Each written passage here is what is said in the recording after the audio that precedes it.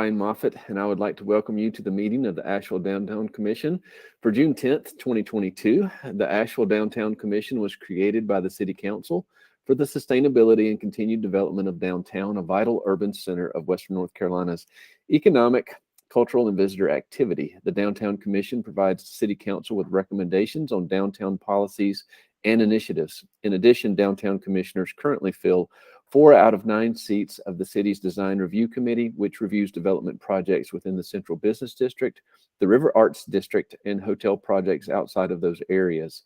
The Downtown Commission also has the opportunity to provide input on projects outside of the scope of design review. All committee members and staff are participating virtually. We appreciate your patience as we continue this process. We are streaming live on our virtual engagement hub, which is accessible through the virtual engagement hub link on the front page of the city website and also linked on the committee page. We have an option for the public to listen live by phone, and for anyone out there with us today, welcome. This time I'll go through and introduce the committee members who are participating. You folks know how to mute and unmute when you are speaking. Committee members, as I call your name, please say a quick hello. Andrew Fletcher, Vice Chair, was not able to join us today. Neither was Tal Frankfurt. I did see Commissioner Kimberly Hunter. Hey, Kimmy. Hey, good morning. Stephen Lee Johnson. Good morning. I am here. Robin Raines. I'm here. Megan Rogers with a wonderful backdrop. Good morning. Guillo Rodriguez. Present. Ricardo Sejo. Good morning. Good morning. I thought Ruth Summers. Present. Hey, Ruth. And Sage Turner, our city council representative, will be logging in a little later, as I understand. Very good. At this time, to help our audience follow along, I will state each section of the agenda and walk through it. And we will also do a roll call as we vote. Our first item on the agenda is the approval of our minutes. The draft action minutes from our May 13th meeting have been provided to the current members. And do we have any additions, revisions to the draft action minutes? Hey, Sage. Good morning, everyone. Sorry for being a little late. You're great. Draft action minutes. A motion to approve, or I'll make a motion to approve. I'll second that. Very good. Very good. The motion to approve was by Robin, and the second was by Guillo. I'll go through the roll. Kimmy. Aye. Stephen Lee. Aye. I'm an aye. Robin. Aye. Megan. Aye. Guillo. Aye. Ricardo. Aye. Ruth. Aye. Thank you. And Sage. Aye. Perfect. Thank you. As we launch into the agenda, first of all, do we have any public comment? We have no public comment. All right, very good. None received in advance and nobody on the line. Very good. Thank you. Our first item of new business is a development impact review for a project called Create 72 Broadway. And I think Will is going to provide this to us. I know we've looked at this a couple of times. Go ahead, Guillo.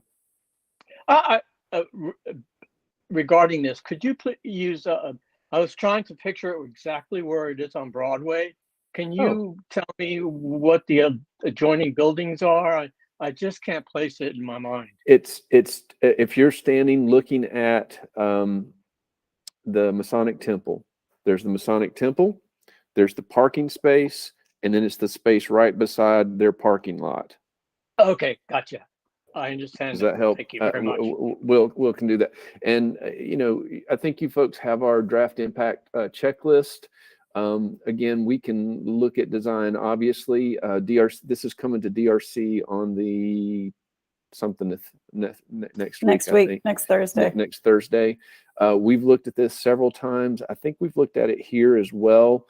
And I think this is their final submittal. I think the applicants, the architects, are here to answer any questions we have, and I will turn it over to Will. Great, thanks, Brian. Will Pompos with Planning and Urban Design. I'm going to share some of the submitted plans that are also in the, there's a link to the submission folder through the Downtown Commission meeting materials. So you can check out the other submissions at your leisure. I'll just start with this graphic here.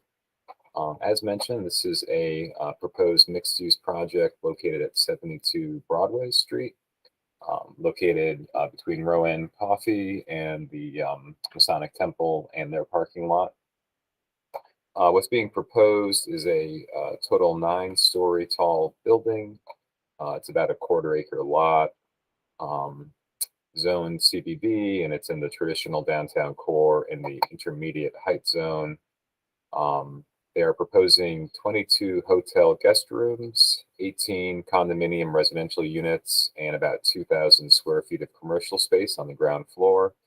There's also 43 structured parking spaces proposed, with 1 level being below ground and then 2 levels of parking above ground. Total gross square footage is just under 100,000 square feet. This is a level 2 size project, so it will go to design review committee next Thursday, and pending a positive outcome from that, it would then go on to Planning and Zoning Commission for a ministerial review, just to confirm that the project meets all the requirements in the Unified Development Ordinance.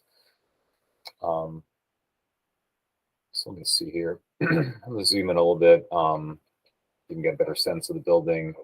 You can kind of see the 2-level kind of base of the building that aligns more or less with the adjacent commercial building where Rowan Coffee is. It steps up to 4 stories, which matches for the most part the overall height of the Masonic Temple further north. This is kind of the street wall height. So a lot of this building is designed around the CBD design standards and requirements. So at the 4 stories, they have to step the building back for at least 2/3 of the frontage, as you can see here with these balconies. There's been a little bit of changing about how the vehicles will access the parking. It was originally proposed off the rear on the alley, but there's been some, I guess, issues with securing, I guess, the access via that private alley for the building. So they have moved the access for vehicles onto Broadway, as you can kind of see here on this curb cut. The parking, a few street trees, and an entrance that I'll show later in a better view that they provided. As far as like materials go, let's see here. I'll flip to this page. Proposing a few main materials, kind of the center elements being this kind of synthetic insulated wall system in a brick pattern, this medium iron spot color with a light gray banding. So you can see that on these renderings and on the elevations as well, to kind of solidify the center bay of the design. There's also a limestone colored stucco material, which you can see kind of wrapping around sides of the building, and this it looks kind of beige in this color, but and then also the couple different options for like a metal panel, as you can see in this lighter color as well here. As mentioned, the public realm improvements include a 10-foot wide new sidewalk with brick banding and a brick plaza for the main pedestrian entrance here, which is recessed off of the main kind of front wall of the building. You can see the new street trees, bicycle parking identified here and here. And there's also some opportunity for some public art that they're considering commissioning as well. So this project, as mentioned, was informally reviewed by the design review committee about 4 times total, and the project has kind of evolved along the way. You know, the last review back on May 19th spoke a lot about you know, using a consistent material in the center feature, the center bay of the building, which they've done in this final review and final submission, trying to make the material changes around the building less busy, which I think they've accomplished, kind of rationalizing some of those material changes and making things a bit more unified, trying to make the relationship between the lower floors of the building and the upper floors more related and consistent, and then also just to provide more renderings of what the building would look like at the ground level. So they have provided a number of views of this building. I'll just step back here briefly. So this is kind of looking, you know, northeast, Rowan Coffee to the south here. This is looking kind of behind the building from North Market Street, looking northwest. The parcel kind of zigs and zags, so the building reflects that in the design. You can see that they're proposing some service access off the alley. But as I mentioned, the main vehicular access for guests and residents would be at the front off Broadway. This is looking southeast of the building, and this is where the parking lot for the Masonic Temple is currently located. And then looking, this is to be kind of west as well. A few more views included. This is a good kind of site plan view. So this is the proposed building as proposed in the site. Existing commercial to the south, Masonic Temple to the north. This is a view looking south. You can kind of see the relationship of the building to other taller structures in the downtown, and the relationship of you know, significant other buildings nearby as well. Let's see, show all these, but this is a good view showing the proposed building here, Rowan Coffee adjacent to it, and also the Masonic Temple and the proposed building as well. And then this is from Market Street, looking north, seeing the building off to the left. Let's see here. I will briefly go through some of the development impacts themes. We talked about a little bit about parking and multimodal. So you know, it would be better if the vehicular access was all off the alley, but that is kind of an issue given the private alley nature. They are improving the streetscape and you know, with street trees and better materials. So that's, you know, urban design consideration that's being improved as well. They're also adding some ground floor retail to help with economic development in the area. You know, the property currently is just a surface parking lot. Livability in 24/7 mixed-use districts. You know, it is a mixed-use building with hotel use and also residential and commercial. So that kind of will enliven this area of downtown in general as well. Regarding sustainability elements, they're considering some kind of green roof or similar design feature. As you can kind of see in some of these renderings, they have not decided on that aspect yet. Some of that is the consideration around the required public benefits for hotels.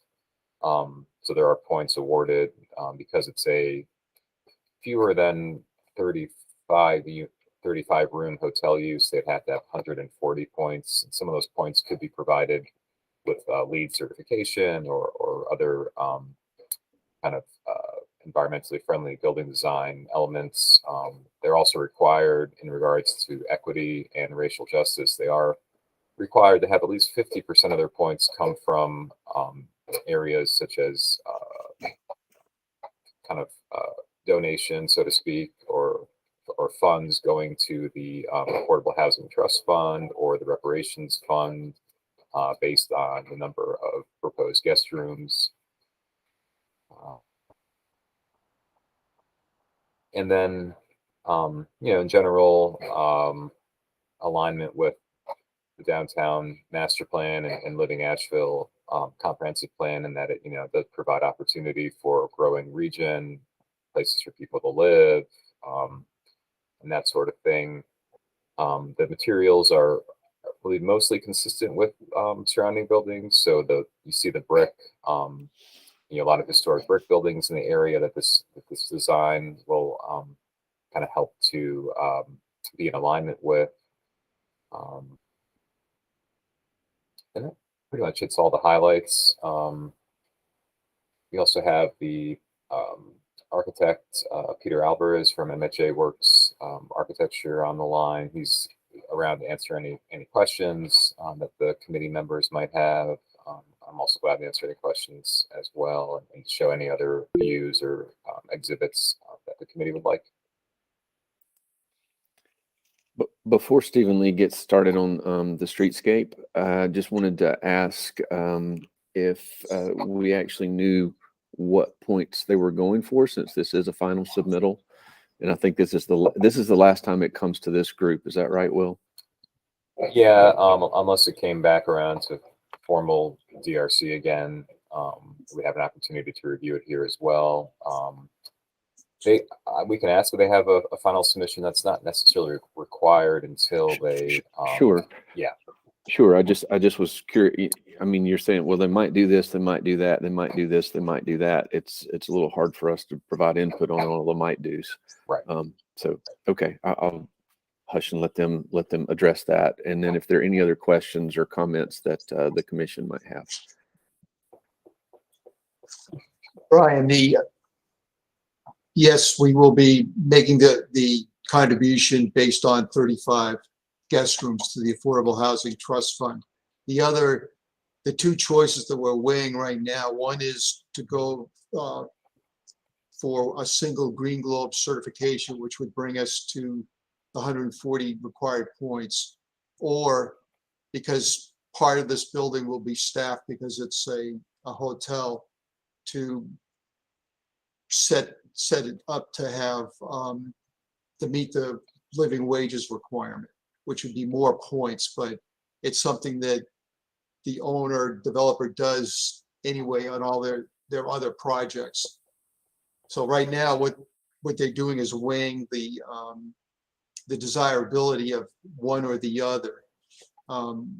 They're interested as a separate item, whether it's Green Globe certified or not, looking at the idea of the green roof as a standalone item that they would put in, knowing that there's not points for that unless it's wrapped into a Green Globe or LEED type of certification, which is why we're showing it here. But just so everyone understands, that's one of the options they're weighing right now. So they're comfortable with the required points. It's just that they haven't made the decision yet on whether to go with Green Globes or living wages. At the moment, they're leaning more towards the living wages because that's something that they try to do internally to support people financially who work for their company. There's a lot of the management and senior staff who work with them started out managing hotels or working, cleaning, that sort of thing. So I think that's something that they'd like to do to promote their staff moving forward. So Peter, they feel like they're going to provide the living wage whether or not they claim points for it. So they might as well go ahead and get points for it. But then the other option, the Green Globe option, which, just so everyone understands, that's a third-party certification. It doesn't necessarily change the design of the building. It's how we look at getting third-party certification on the design, and then as part of that option is the potential for a green roof. But the green roof may come in whether or not they do the Green Globe. Have I summarized that? Correct. Okay. And So the two things we're most likely to get out of this then for public benefit would be the trust fund contribution, and then most likely a living wage certification. Is that correct? Correct. Thank you. Okay. Stephen Lee. Hey, thanks, Brian. Hey, Peter, just a couple of thoughts on this. Well, first a question. On the north face of the building on the second level, there's some bright green items in the illustration. What are those? That's the Burju Patel. He's interested in using green roof or some type of landscaping where the building steps back. So that's just an idea that we had, that at that corner, we could introduce some type of greenscape on that step back. And that's probably the only place where we would do that, because we're contemplating, and at some point the Masonic Lodge may build a new building or a parking structure north of us. We wouldn't want to create a situation where there would be plantings that would never have any daylight hit them. So the idea here is this is part of another component of this, which is a sculptural piece that Burju would like to commission, that is on the corner, that's sort of shown in that light cream color. That's actually a metal sculpture that would wrap the corner and would also have a pylon element out in the sidewalk, similar to, there's a pylon element on Lexington, North Lexington, near downtown Brooklyn News, where the crosswalk is. We were thinking maybe something similar to that. And what that would do is, well, if you can zoom back out a little bit, or go to the view on either of the street views on Broadway. No, the other one, yes, right here, where the Center for Craft, there will be the installation that they're partnering with the Cherokee Nation to do a parklet. And coming up or south on Biltmore or Broadway, at that point, there'll be an installation on the right-hand side that's an art piece. We're proposing to do an installation that's more tied in with the architecture of the building that you would see heading south on the left-hand side. So the idea is that because there's such a main emphasis on promoting the art galleries on Broadway and Biltmore Avenue, that this would be an opportunity to do some type of a gateway from the north heading south into downtown. So that's the logic behind that. We know that at some point there'll be a new building in the parking lot between us and the Masonic Lodge. So we need to pull whatever we do as close to the northwest corner of our building in order for that to be seen in the future. So it's an ongoing idea, Stephen Lee. It's not fixed yet. I appreciate what y'all done in terms of just some minor, but I think very effective articulation in front of the building with the brick and the paving. And it's simple and it's clean, but I think it is going to be something that fits in with the local streetscape. I have a question about the green roof.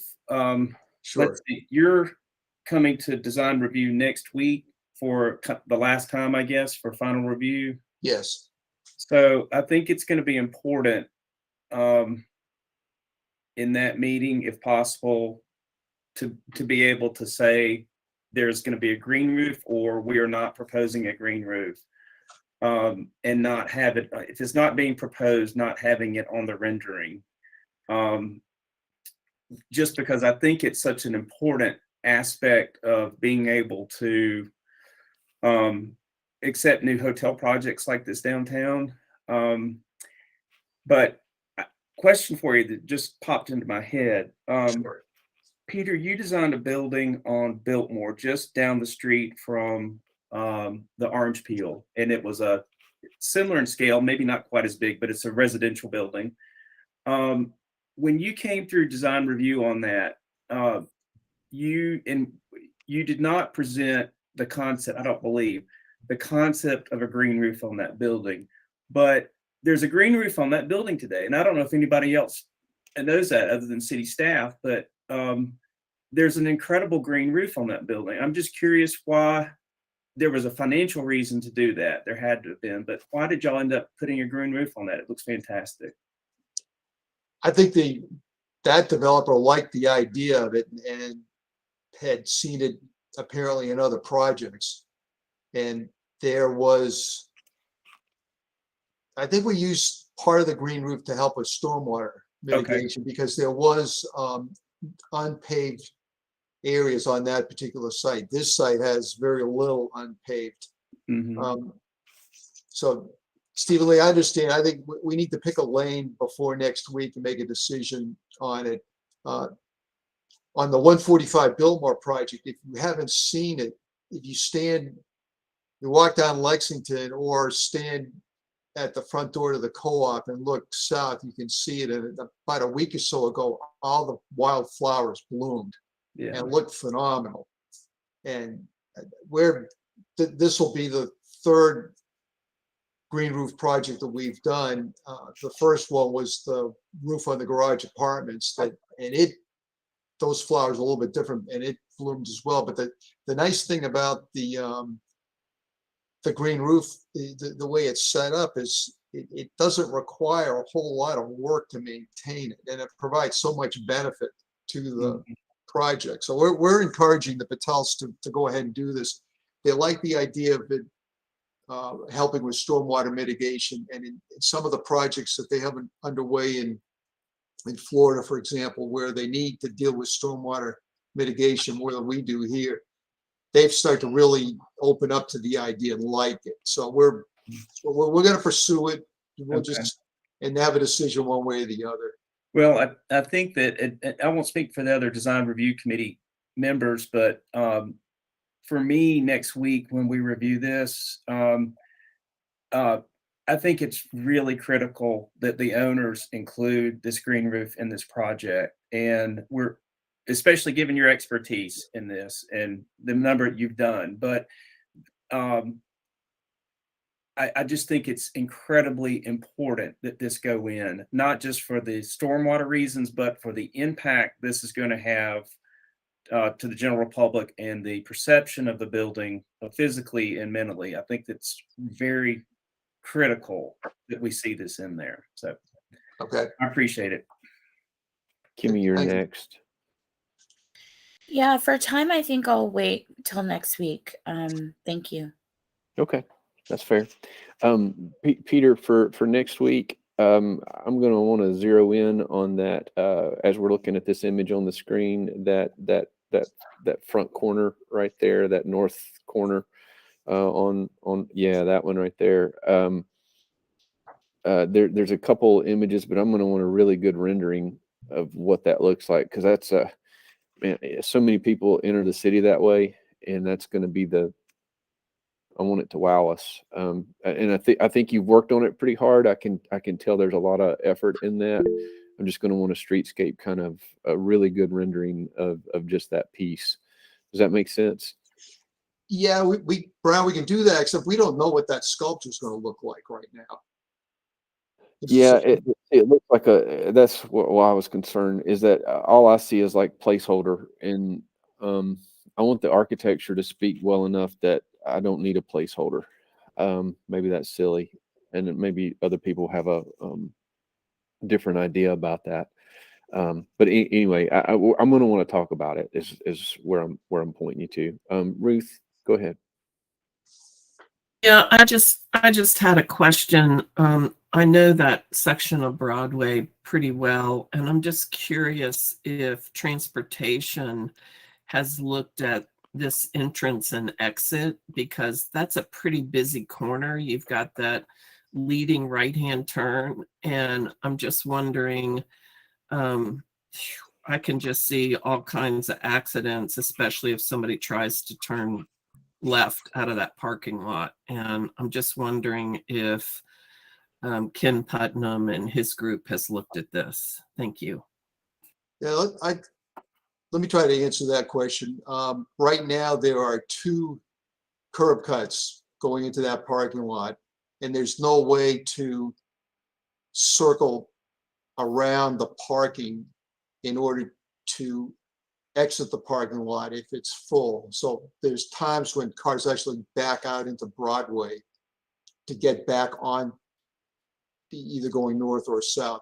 What we're doing is we're eliminating 1 curb cut, and the depth of the entry is deep enough so that 2 cars can stack, either going in and coming out. And right now, people come out of that parking lot, they can come out simultaneously and both be trying to make either a left-hand or a right-hand turn. We're reducing that possibility and making it so that no one is ever going to back out into the street. They can turn around inside the garage and come straight back out again. So I think we've, to the best that is possible with this type of site, we're able to mitigate that problem. Any other items, either from our impact matrix or just something else? Go ahead, Kimmy.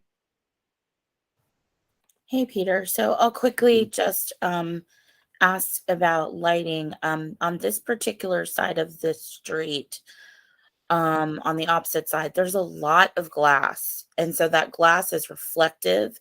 Therefore, street lighting, the heaviness of street lighting isn't as needed or necessary because the reflection also helps with visibility. But Right. with this beautiful kind of entryway that you guys have done with the brick, it absorbs light. And so I just, want to know kind of what the lighting package looks like, because it's very different on the other side and surrounding buildings. Thanks. Yes, there's on the front elevation of the building, there'll be at least 4 sconces that will be on all the time that will light the sidewalk. You can see them, there's 1 on either side of the entry and then 1 at each retail space. So they'll shine down and light the sidewalk and give it, light when it's necessary, when it's dark.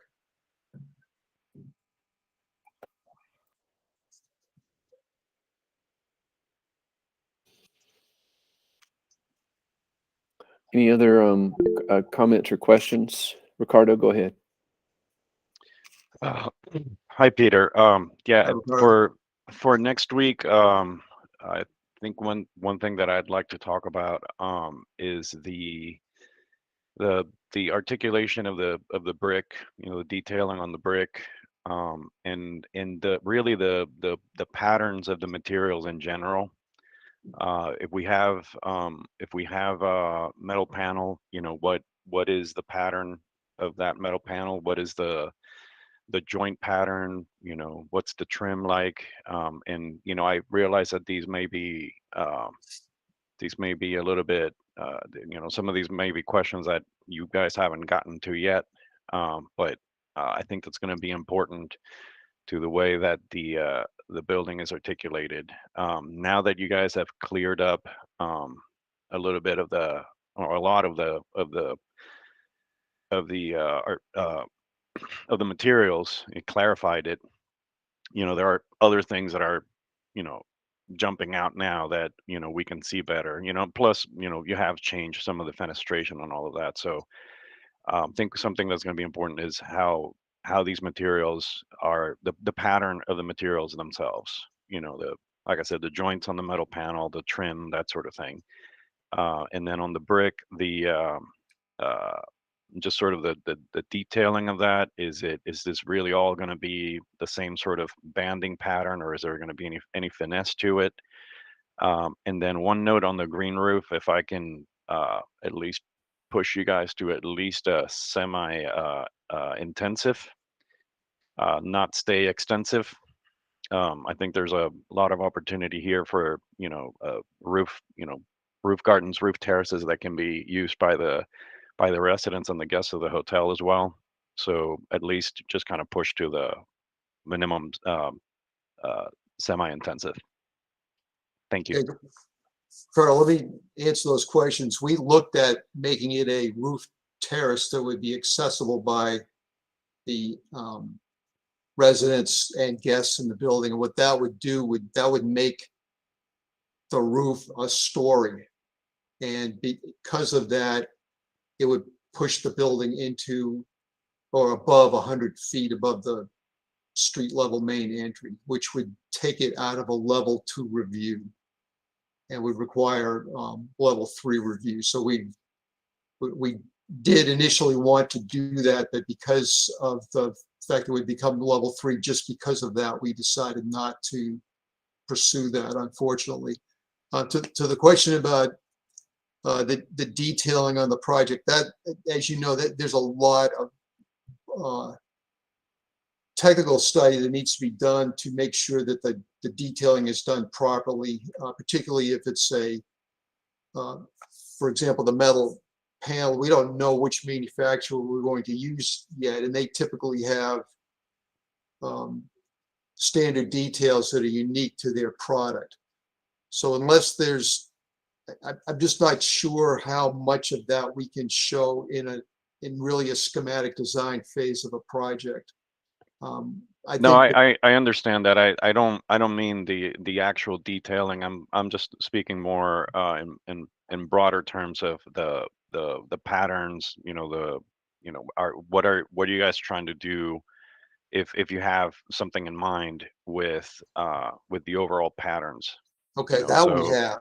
That we can show. Yeah, detailing. I understand that that's farther down the line. I'm just talking about, like I said, the overall patterns. Is this going to be, is it going to be a smooth, flat panel? Is it going to have some sort of corrugation? Is there going to be a combination? Are you doing reveals, things like that? Again, things that may be farther down the line, but I would like to see at least the direction that you guys have in mind.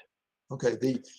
What we know right now, it'll be some type of it will be a flat panel. It won't be corrugated, and it will have some direction of a grid that will most likely be rectangular rather than square. So, and then there is some articulation in the brickwork that we can talk about in more detail, because we have that a little bit more. We study that a little bit more than the metal panel, but it's not an appropriate site for a corrugated metal panel. We think it needs to be more of a flat panel type of configuration. Will, quick process question.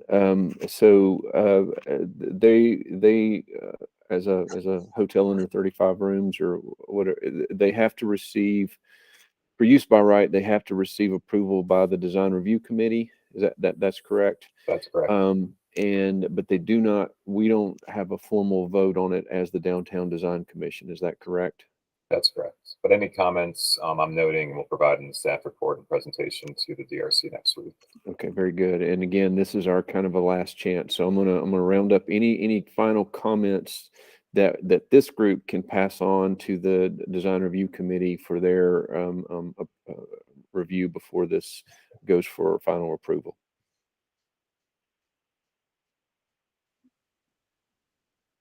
Well, Peter, I think it's come a long way. I'm looking forward to talking with you about it next week. And if anyone has any additional comments that you think of something later, please just make that as like a public comment and send it in, and we'll distribute it to the DRC prior to our meeting next week.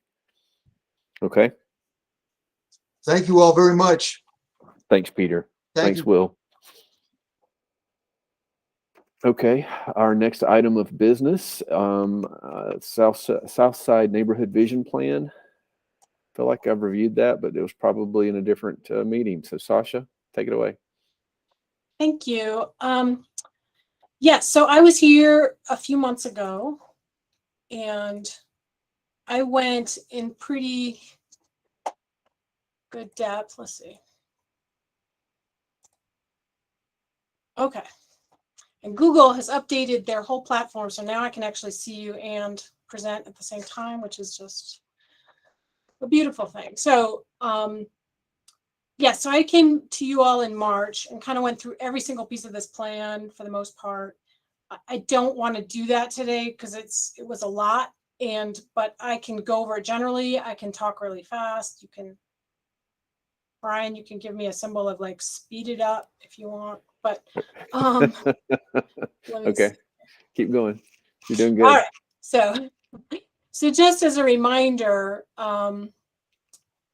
the South Slope Vision Plan was started, before the pandemic. We did charrettes, meetings in a pop-up studio. We had an advisory committee that's looked at this plan. Since I was here at this meeting, we did do a public meeting, and we got mostly neighbors from from East End and South French Broad came out, and some South Slope folks. And we got a lot of comments. So, and I'll talk about that a little bit later, the public comment part. As a reminder, the plan has 5 main themes and 10 key initiatives. It strives to build on the existing assets. So this is not like a kind of huge blow it out big development plan, but we are trying to build on the assets that are already here. And I put the vision from the plan here. And really, I think of this area as a place. It's almost like a crossroads. We've got residential neighborhoods behind. We've got the downtown core to the north. We have the hospital district to the south, and a lot of things are kind of meeting up in this area. And it's also a part of the historic Southside community. Chunks of this area were a part of urban renewal. There wasn't a ton of urban renewal actually done in this, and I'll talk about that in the property boundary. The Ashland Avenue piece was the biggest piece where, along Ashland Avenue, there were residences on that street, and they got removed. So, and the south side, the rerouting of south side through town. So this is the vicinity map. We are calling this a study area, and that has caused a little confusion for folks. We're not saying that the McCormick Field is in South Slope, and we're not saying that Aston Park is in South Slope, but really they're all connected, and it's these are the commercial areas. And so trying to give those areas some attention and the connections, but neighborhood identities stay the same. So just a word about that. This is just a plan view of that area. These are the 5 themes that you may remember, and the 10 key initiatives. I do have slides for each of these themes. I don't want to spend too much time on them. But again, when you look at this current zoning map, we've got some more, what I'd call more suburban style zoning in this area, office business, the turquoise color, and the red regional business. And it's really in the center of our city. And so suburban development is not getting us the most value, or it's not the most walkable for folks. So, we're envisioning rezoning that, but at the same time being sensitive to the areas around it. Sorry, I have to do. We did, through the charrettes and meetings, do a character area map. The red represents mixed use, the light yellow being these transitional areas next to neighborhoods that require a little more finesse and attention. There's a lot of topography on both sides. Sometimes that is an advantage to the neighborhood, sometimes it's not. So in Ashland, a lot of Ashland is above the neighborhood. Biltmore is below the Oakhurst neighborhood. And the blue is more residential in nature, kind of emphasis. And the purple was this Banks and Buxton area is a place that people felt was kind of special, smaller buildings, a little bit more warehouse, older industrial buildings that people feel strongly about. And then green is parks. Unique and inclusive sense of place. I think this is something that the city can't do alone. This is a community really goal. And it's all about all the different things, right? It includes design and zoning, but also businesses. Are we making space for folks in terms of lower rents, business incubators, social events? Are events inclusive and representative of different parts of our community? Things like that. Strong local economy, which I know is very important to you all. It's supporting small and local businesses. I think we've seen a great emphasis on developing new BIPOC businesses in Asheville, which has been great in recent years. But the hardest thing in our economy is always finding places for folks, rents that are reasonable, and especially in this real estate market. And then, there's other things that support businesses, the public infrastructure and the roads and people just being able to access those businesses. Also, as a part of this theme, we added in affordable housing. So sometimes people see the title and they don't think of affordable housing. And we did get some comments that people thought we weren't emphasizing affordable housing enough in this plan, but it is here. And in several places throughout the plan. So it's not left out at all. Multimodal transportation. Obviously, that is a big emphasis of our city, working on different street, road diets and putting bike lanes. And we've got the Cox Avenue project moving along. And I think your next agenda item is about bike lanes.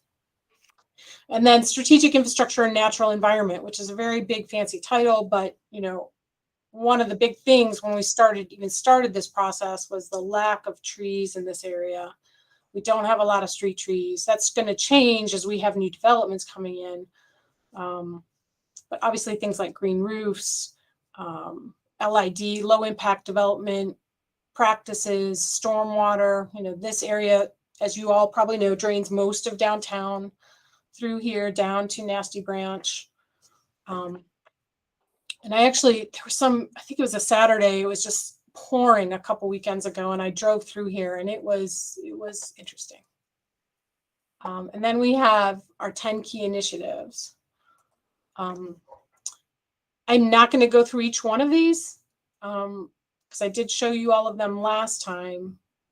If anybody wants me to pull up some slides for any of these, I'm happy to do it. I will say that some of these things are already underway. Some of them are kind of the dreamy in the future if we have extra money lying around, which it doesn't always happen, but or maybe a private developer can help with some of these when they come along. And then some of them are long-term things we really want to be working on, equitable development, making sure we're not displacing folks as much as possible. It's hard to, we can't really control the market, but we need to be cognizant of that. So I'll stop there. And then with that. So Sasha, what we're looking at today is that we've reviewed this. We reviewed it with you before. You've made some minor adjustments since we looked at it last time. We would move to recommend adoption of the plan by City Council. And we've adopted lots of plans, comprehensive plan, different things, master plan. Who on council besides Sage is gonna who champions this? How do we know any of this is going to get adopted? The expansion of the CBD zoning district, for example, so if we adopt this and recommend it and it goes to council as a recommendation, but then when's the next step? What actually happens after this? Sure. So a couple of things. One is creating an implementation plan, which I am hoping to create at least the bones of that before I change any whatever. So before I long story, but Tell them, Sasha. You should. oh, I'm changing departments, so I'm moving to community economic development. So Okay. But I do have certain commitments to planning that I want to follow through on. So, you know, so we want to, you know, you do an implementation plan. We need to get things into our work plan. I think there are certain pieces of this that have higher priority than others. One of those things may be that rezoning of those shoulders of the area that are right up against the residential zoning. The CBD zoning might be a little bit slower. That's a little more complicated because ideally we're making it a little bit more fine grained than it's not just slapping CBD on the map, right? It's our CBD right now, and a lot of folks didn't realize this, and I will just go to this public comment part. We got a lot of public comment. A lot of comments reinforce the plan strategies. It was a lot to read. So I don't necessarily assume when I get a comment from somebody, they've read the entire plan. They might be reading the, you know, quality built environment section, and they comment about affordable housing or small business, right? So a lot of the comments reinforce, you know, the importance of African-American history in the area, affordable housing, small businesses, a grocery store, green space, trees. Those would probably be the top comments we got. And the zoning on those shoulders. A lot of the neighborhoods on both sides really want us to look at that. I was going to wrap that up in some kind of bow with that comment, your question. But I think really it's, you know, that's up to staff to put it on the work plan. And I mean, implementations of plans hopefully are not just a political will kind of thing, right? So they have to be built into our work plan. But I will just, let me see. I did note in the staff plan that this aligns with the downtown master plan. I did not go through the plan and cite all the ways. I could do that, and maybe I should do that for city council. But having, you know, one of the things the downtown master plan did call for was the development of small area plans for neighborhoods of downtown. So in a way, this is carrying out one of those directives. Talked about public comment. So here are the next steps. We've unfortunately got kicked off the July agenda for council, but if we can get back in, I will get back in. So that's kind of where we are at. And I did include a recommended motion. I can put that up if you want, but happy to take any questions or comments or requests for more information.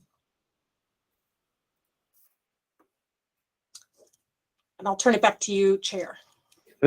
Okay. Do we have any? So this is coming as a staff proposal, and we have a staff report, and we have a suggested motion. So do we have any questions about the motion as it stands? That we would recommend adoption of the plan by City Council. We find the request reasonable, public interest, et cetera, et cetera. Are there any questions for Sasha regarding this? Kimmy, go ahead. Hey, Sasha. Thank you for all of your work. I am wondering, you know, this is oftentimes, again, I'm not saying this is the purpose of this particular plan, but oftentimes CBD areas get expanded or commercial areas get expanded, and then 20 years later, residents are at risk again for eminent domain and other things because it abuts now a larger territory.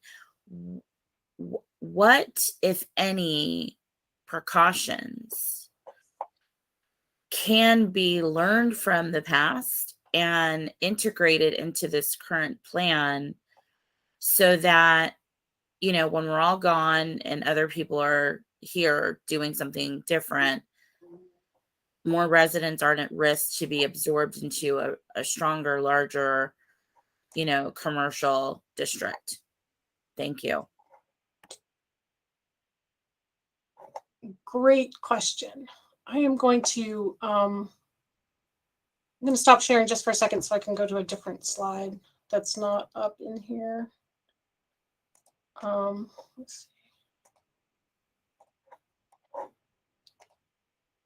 I think it's an important question. Let's see. Okay. And I So recognize none of us has a crystal ball, so I'm not sure. saying you should have one. I Sure. just can see like this turning into something that maybe you didn't intend Yeah. 15 years from now, Right.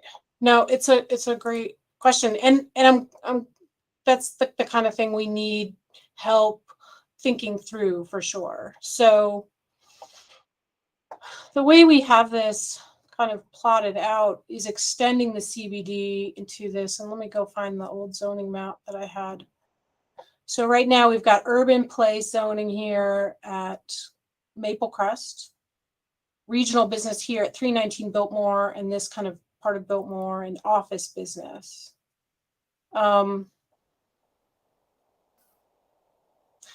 there like a buffer zoning? Yeah, so exactly, that's what I was just thinking. So I think, right, so we've got, this is residential right here and behind here, and we've been thinking about that for Ashland in this kind of hashed out area. But I do think that, and that's why I said, extending the CBD is not just plopping it on the map. You got to think through all the things. And, right now in our CBD, we do have this transition zone, and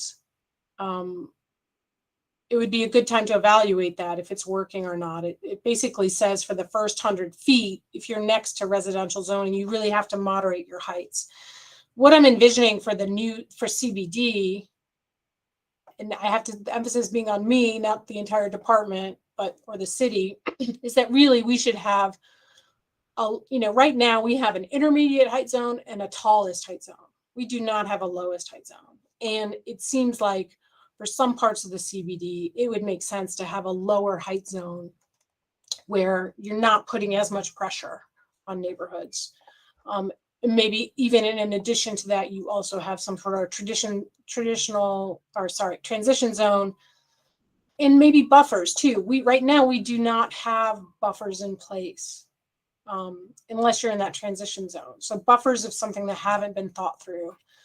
So yes. Is there any way, I know you're very good at what you do, right? So I'm not trying to intimate that I have some magical information that you don't already have, but I think this is critical to consider buffer zones that don't get eaten up and expanded in a way where then you're pushing into residential neighborhoods in the future, or by nature of building higher, there's this what's the word I'm looking for? Inherent understanding that then something lower can get pushed into a neighborhood. So I just feel like that's not addressed in the plan. And I'm wondering if that's too much to ask, because it feels very threatening.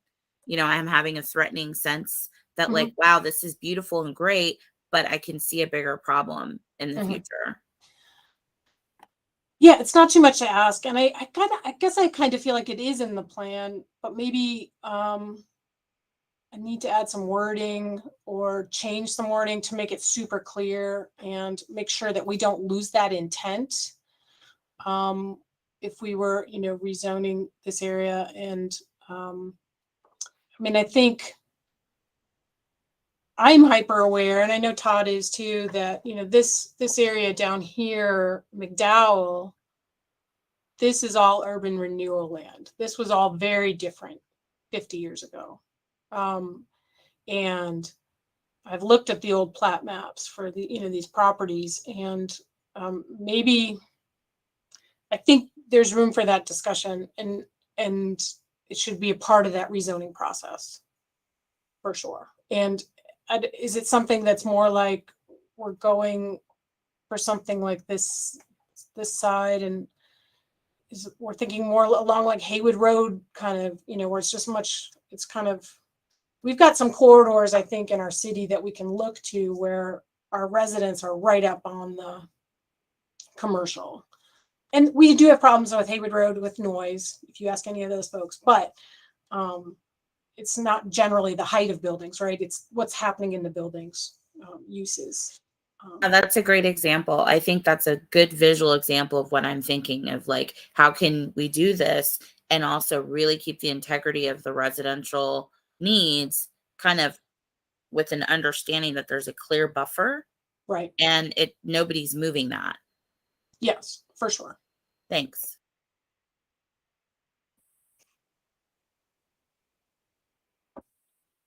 It's good. We need folks like you all to keep us on our toes and to make us constantly be thinking. We can't be lulled into the. Kimberly, is there a change to the motion that you would make along those lines? I'm trying Yeah, to. for me, I wouldn't know how to say it, but without a buffer zone, I don't. This plan is scary to me, and so I don't know if we want to add So maybe evaluation or so like, implementation of a buffer zone. how I don't about know. where it says number 3 provides a framework for future development of buildings and transportation infrastructure? What if we said provides a framework for future development of buildings that includes zone A as a buffer zone? Is that Sasha, And I think Kimberly? it's also, and I think, we haven't, I do think it also includes in my mind, this area below zone A along McDowell that's up against the neighborhood too. Well, maybe we say provides a framework for future development of buildings and transportation infrastructure and includes strong buffer zones, and just leave it like that. Kimberly, is that? Yes, I like that. Okay, so whoever makes the motion, if me or whoever, we just need to remember to modify number 3 to say that. Thank you, Kimberly. Robin, go ahead. Would it help to say the reason that the buffer zones exist to keep the integrity of the neighborhoods? I think just that's so that 15 years from now, like Kimberly's saying, someone remembers why those buffer zones provides a framework exist. for future development of buildings and transportation infrastructure that includes a strong buffer zone to maintain the integrity of the neighboring residential areas. Yeah. Thank you both. That's As great. stated. I can only do that once. That's good. Thank you, I've Robin. got it Thank you, written down. Kimberly. Yeah. Oh, good. As stated. When I pass this on to P&Z and council, I will include that's what you all emphasized and that's part of your motion, but any other comments, welcome to hear. Okay. I like the way you're sneaking in design guidelines and everything you're doing. Thank you. Any other comments or for Sasha, or are we ready to make a motion? I think I'm allowed to do this. I'm going to try. I move to recommend adoption of the plan by City Council and find that the request is reasonable, is in the public interest, is consistent with the city's downtown master plan, and meets the needs of the community in that plan. As in, 1, it builds on the existing assets and history of the study area as part of the larger Southside community. 2, it creates a vision that values equity and inclusion and equitable development so that the growth benefits the whole community. 3, here we go, provides a framework for future development of buildings and transportation infrastructure, and creates a buffer and transition zones that will protect the adjoining residential areas. That is what we said, isn't it? Close enough? Integrity of the Integrity. There you go, as stated. And for calls for the support of local businesses and development of affordable housing. The motion is made. Is there a second? I'll second. Thank you, Robin. And then I have to find a roll so I can call roll. Ready, set, go. Kimberly? Aye. Thank you. Stephen Lee? Aye. I am an aye. Robin? Aye. Megan? Aye. Gio?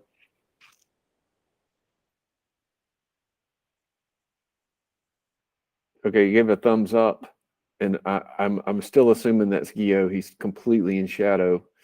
That is really sweet. Sorry, distracted. Ricardo, Aye. Miss Ruth, Aye. and Sage. Aye.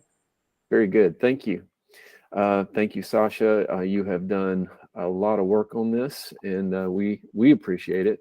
I appreciate it, and I thank you for it. Thank you so much, everyone. All right.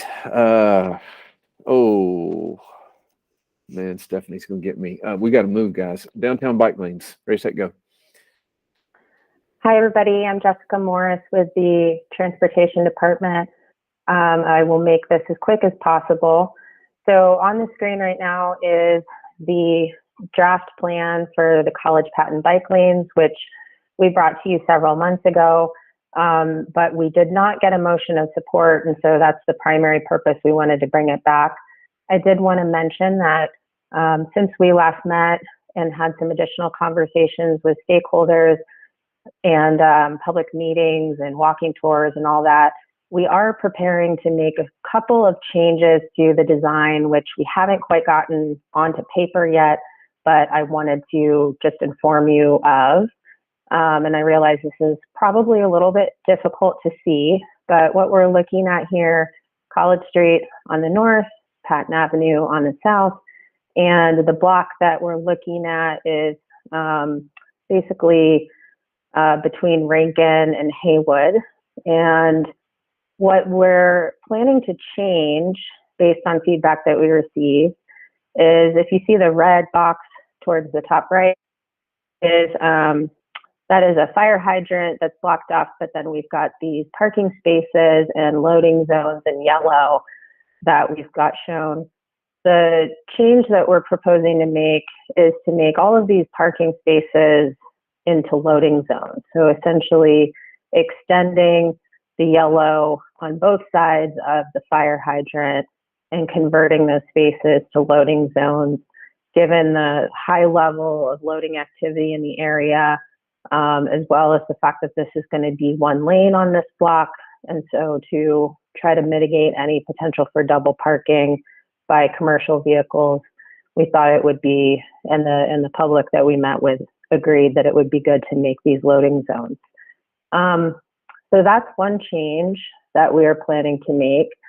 And then the other one down here on the Patton side, essentially the same block. So we're between Church Street and Lexington Avenue. There's looks like about 4 or 5 parking spaces here. The Lobster Trap Parklet is in here as well. We've spoken with the owner of the Lobster Trap about potentially, or not potentially, but removing the parklet at some point in the near future, because instead of having the bike lane come around the outside of the parking, what we're proposing is to put it up against the curb and have the parking spaces below the bike lane, essentially kind of mimicking the design that we have for College Street. The Lobster Trap is amenable to that. We think that this is ultimately a safer design option.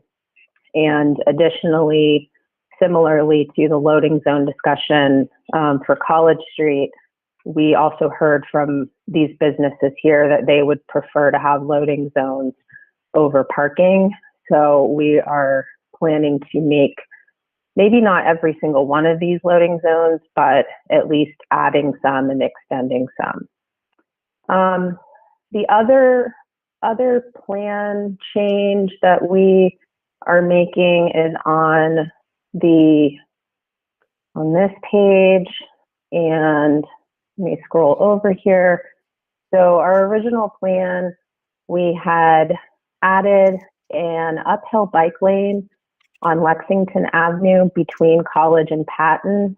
So this center block right here is the Terrace Hotel. And the initial idea was to connect what is an existing bike facility on Lexington on the north side, as well as the existing bike facility on the south side, after looking more closely at that, although it would be great to have a dedicated facility there connecting those two, we feel that there's just too high of a likelihood of having some increased traffic congestion at these signals, because to add those bike lane here in the uphill direction would mean that we're getting rid of left-hand turn lane here from Lexington onto College. So we are going to remove that piece. And so really those are the major changes that we're planning to move, to make. We're going to be working with our consultant to make those design changes soon. And then our plan is to write the bid document and put that out within the next couple of months, hopefully, and have installation of the project planned for, I'll say, late summer, early fall. So I didn't write up a motion for you guys, but what we're seeking is a recommendation of support for the plan and the project, and I guess your blessing to move forward. I'm happy to answer any questions. Go ahead, Ricardo. Hi, Jessica. Thank you for that. Couple of notes or a couple of questions. You mentioned that some of these loading or parking areas were going to be turned into loading zones. Has there been thought to making that? I mean, loading zones are a reality and a necessity in the CBD, but it's also true that they're not used all the time. So has there been any thought to making it a loading zone during certain hours of the day?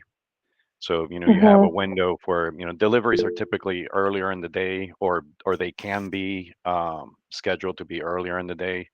So we could have these areas that can be dedicated, loading zones only during, say, the first 4 or 5 hours of the day of, the morning and maybe early afternoon. And then after that, it can be, public parking. And then the other suggestion is I'm wondering if there's a way to also help educate the public. If we had some sort of system, I'm sure you've heard of the so-called Dutch reach. Yeah, this is the where you're stepping out of your car, and instead of opening the door with whatever side you're sitting on, you open with the opposite hand, and it turns your body.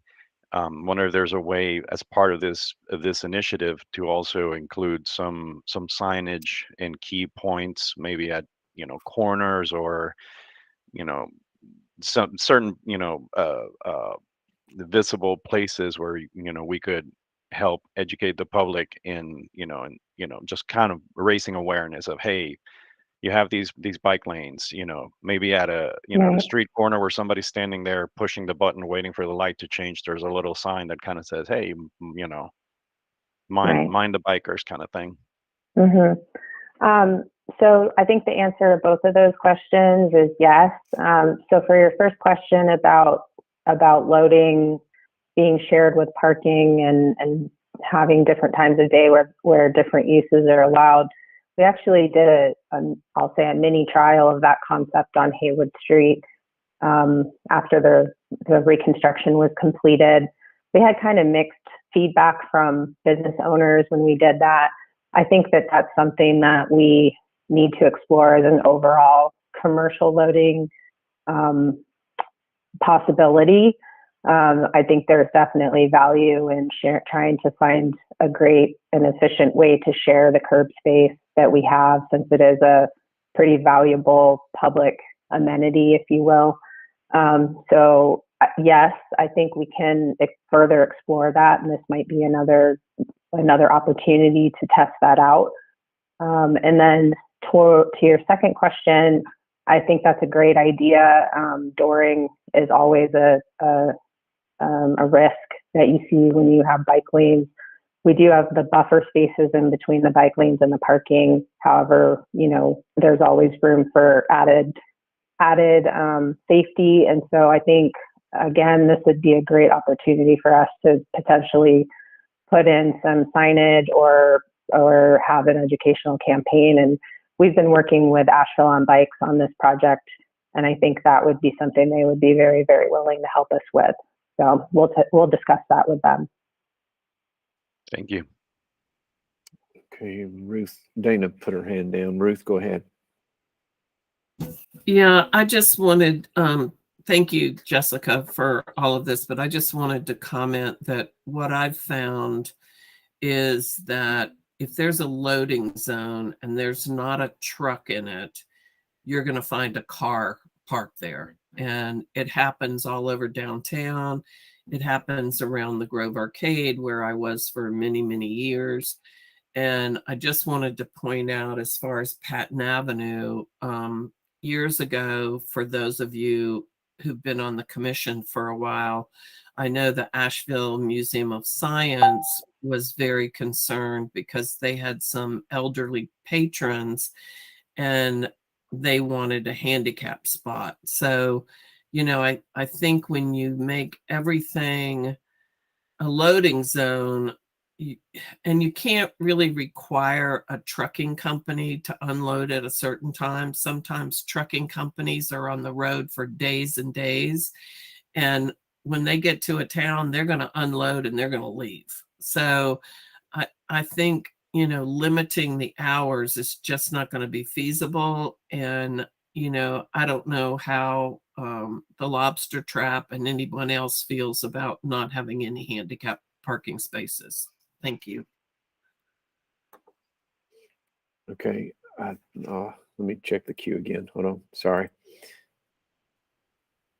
I think it was Kimmy. Yeah, Kimberly and then Gio. Thank you, Jessica. So I just want to say that we do live in a hospitality town, and the CBD is really strong in hospitality. And so besides trucks, there are florists and vans and cars and event planners and all of that need to use loading zones. So maybe expanding the usage, that it doesn't have to be a commercial vehicle, but it actually, because when you have an event, it ends at 11 o'clock at night. The last thing you want to do is huff 3 miles down the street or 2 blocks away. You want to be able to unload swiftly. I know that. I used to own an event and meeting production company for many years. So that's one. And two, I agree with Ruth wholeheartedly. If it's shared space, please prioritize handicap. We are losing significantly the ability for people with differences to actually enjoy downtown because we're prioritizing all parking for everybody, and some spaces just need to be handicapped. So I do want to say that I agree with Ruth, but I also want to say maybe expand the usage to like an event sticker or something like that, because when you're working, you need to be able to do your job without huffing blocks away. Gio, go ahead. Thank you. Gio, you're something.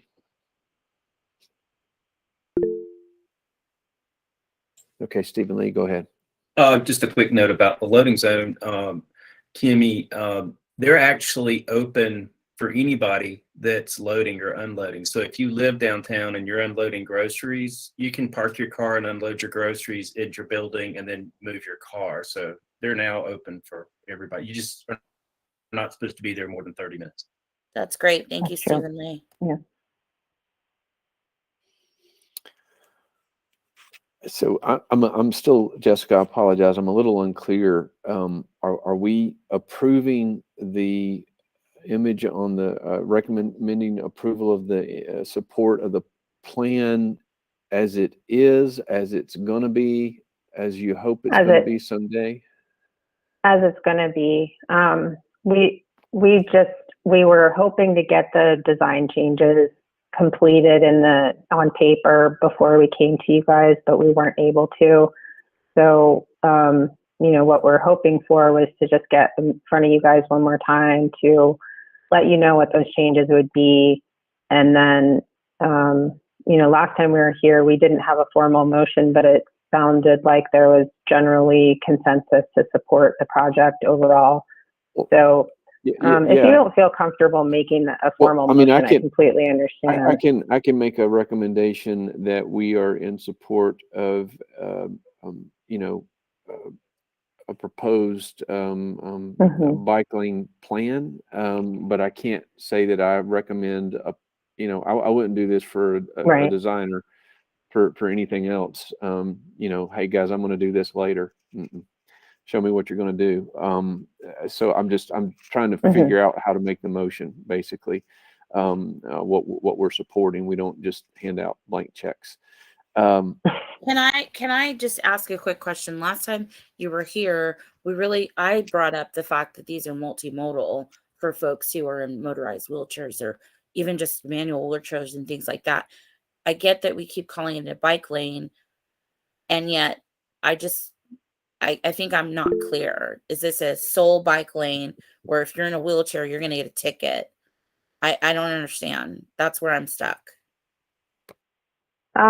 I need to confirm with our with code, but my intention is for them to be able to be used by folks in wheelchairs or other motorized devices or non-motorized devices, other mobility methods. Thank you. Gio, go ahead. I still can't hear you.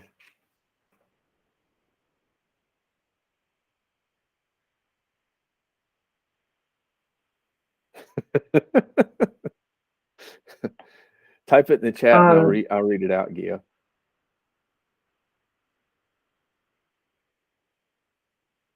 I do have one more thing I want to show you guys related to bike lanes on Biltmore too. So we could maybe combine them both into one recommendation.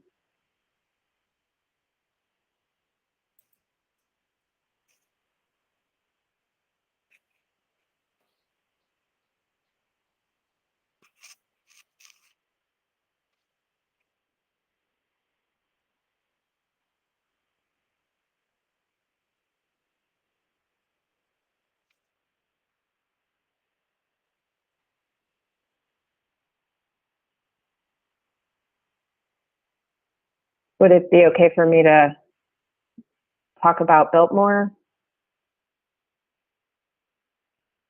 Yes, I'm running short on time, but go ahead. What do you need? So, as you guys know, NCDOT is going to be repaving US 25. Lots of discussion about the Merriman part of US 25. But as you know, it comes through downtown, Broadway to Biltmore. What we're talking about with them is adding bike facilities to the Biltmore section that's between Patton and Hilliard. If you recall, there's 2 southbound lanes and 1 really wide northbound lane. And so what we've discussed with them is to remove one of the southbound lanes and add 2 6-foot bike lanes, leave parking, loading as it is, and essentially just restripe the cross section so that you've got 1 northbound lane, 1 southbound lane, and 2 bicycle lanes. NCDOT is supportive of it. They wanted to make sure that we did some outreach about it. So we'll be doing some direct outreach with business and property owners, but we also wanted to show this to you guys, get an indication of your level of support for it. And then we would work with DOT to implement this as part of their restriping project as well. And so this would connect to the College Patton bike lanes that we were just discussing, and it would connect to the existing bike lane on Hilliard. So we're trying to build a connected network piece by piece here. And ignore the dining in the parking area because DOT doesn't allow that. That was a mistake, but this is essentially what the cross section would look like.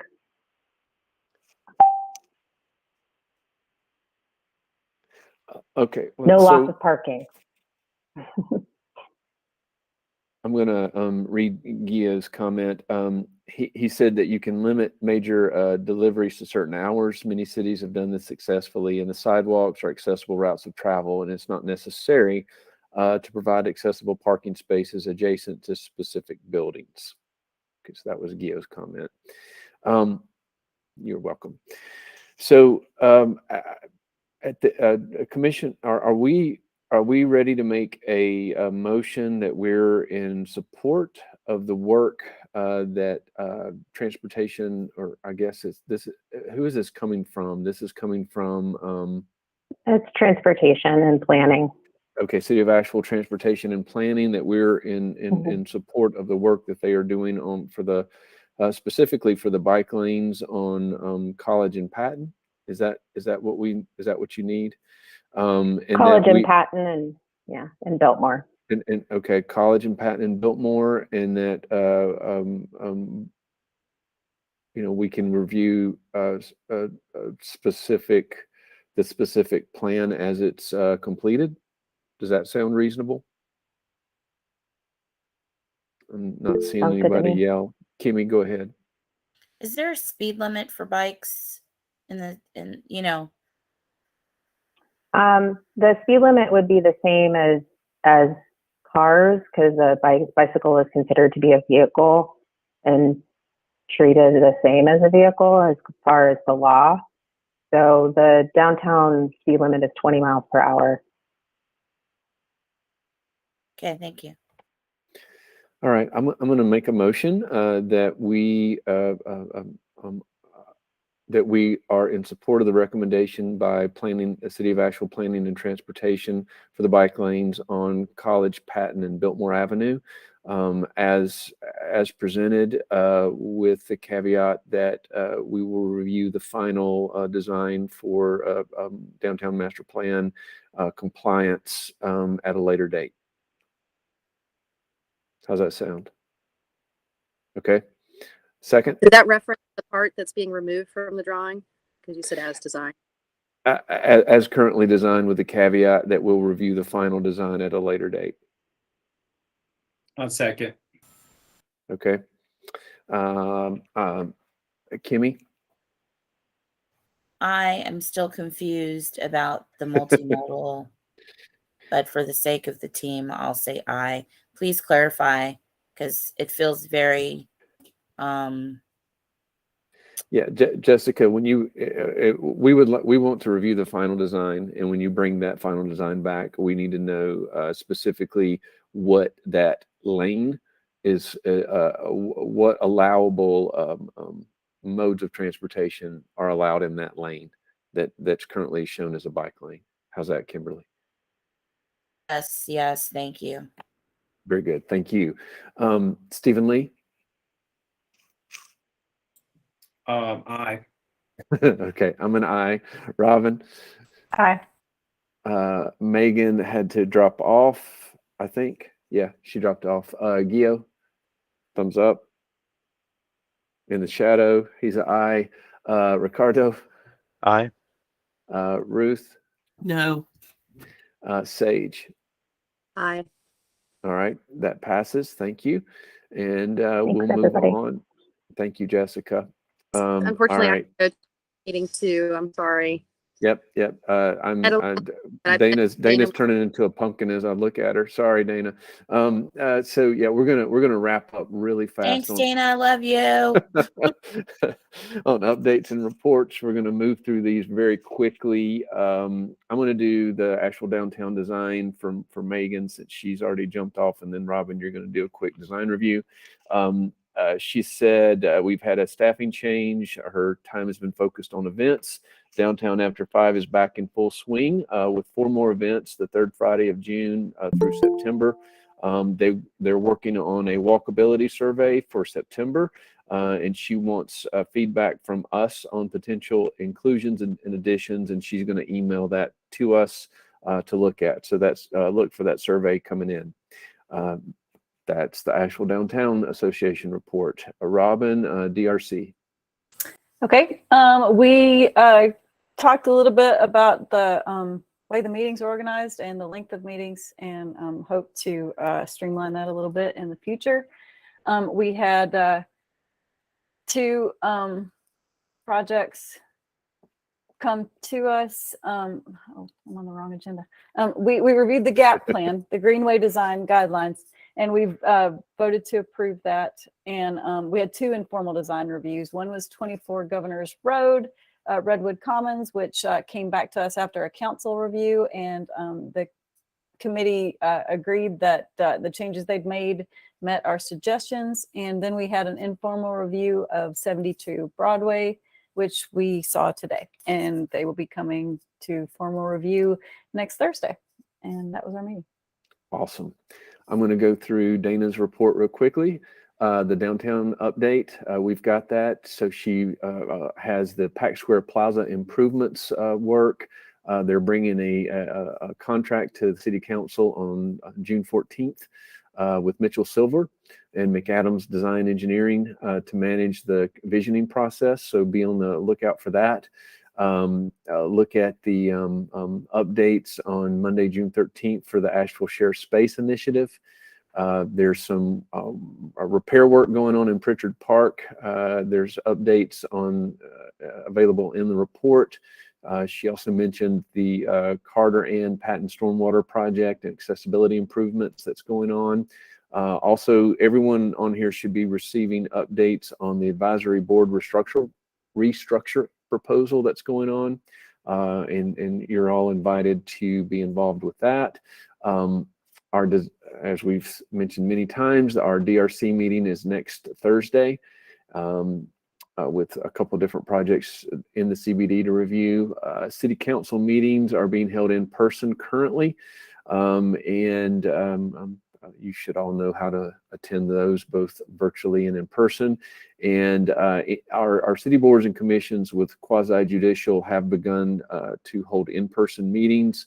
And then we're going to try to figure out how to get back to in-person meetings for meetings such as this one in the next 2 to 3 months. And that should conclude the update. I don't know that we really need to go into public space management since Dana's a pumpkin and Andrew's not here. Homeless initiative, do we need to go over anything with that, Robin? No, the report's attached. Okay, perfect. And Sage, do you need to jump in with anything? Oh, Sage left. So no. Awesome. I'm only like 5 minutes late. That's good. July, we are having a public safety update from Asheville Police Department. Captain Mike Lamb is coming on. And in the interim, while Dana is having a baby, Vidilla is going to, along with, I think, probably Steph and Todd are going to be assuming some of our liaison duties. So are there any final comments or questions for this group?